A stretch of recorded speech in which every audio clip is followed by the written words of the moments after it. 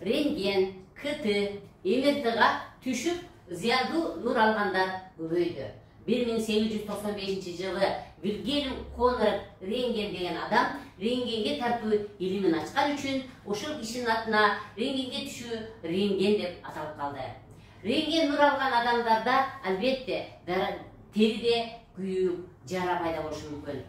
Жана жөнү жок көп алгандыктан залалдуу шишик, рак оорулары, кан оорулары, лейкоз деген ооруларына алып келиши мүмкүн. Сиз жөндөн жөн эле рентгенге түшө бербеңиз. Анын өзүнүн терс жагы бар.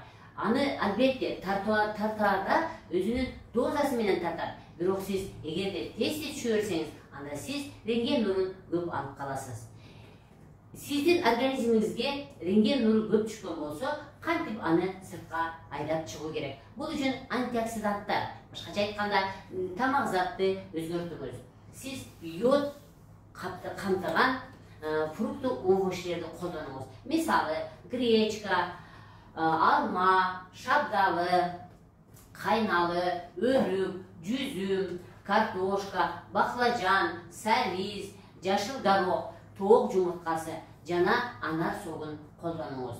Мындан тышкары клетчаткасы көбүрөөк тамактарды колдонуңуз. Булар сулуу, жаңгак, миндаль, груша, морская капуста, кызылча жана сиз көбүрөөк суу ичиңиз.